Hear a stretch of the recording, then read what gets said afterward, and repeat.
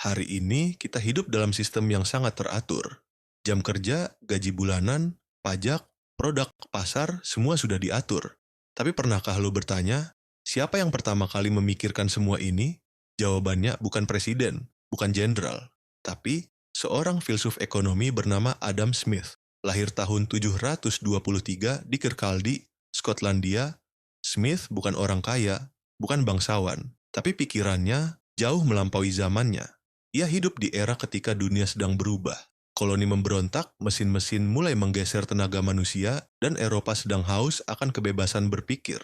Pada tahun 1776, tahun yang sama saat Amerika menyatakan kemerdekaannya, Smith menerbitkan karya yang akan mengubah arah peradaban, yaitu buku yang ia tulis, The Wealth of Nations. Mengapa buku ini penting? The Wealth of Nations bukan cuma buku tentang uang. Ia adalah peta awal dunia modern. Sebelum Smith, ekonomi dipandang sebagai urusan kerajaan, tapi Smith menaruh fokus pada manusia biasa seperti petani, pekerja, dan pengrajin.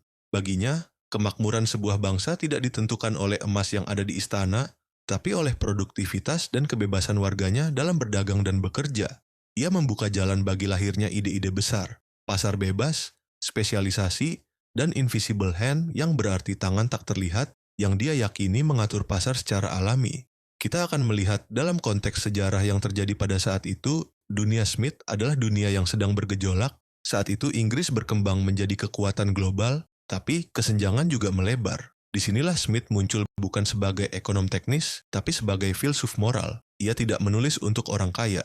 Ia menulis agar manusia memahami mengapa dunia menjadi seperti ini, dan bagaimana sistem bisa memperkaya sekaligus memperbudak. Hari ini, kita kembali di titik yang mirip.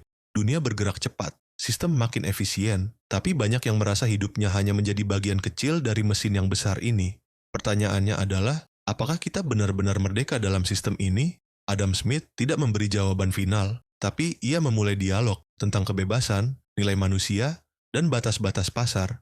Lebih dari 2 abad telah berlalu, tapi Smith masih berbicara pada kita tentang pentingnya pemikiran bebas, tentang kekayaan sejati yang bukan hanya angka, tapi nilai yang menghormati manusia. Dan kalau kita ingin membangun masa depan yang lebih adil, mungkin kita perlu kembali membuka halaman-halaman buku tua itu dan mendengarkan suara dari sistem yang pertama kali disusun.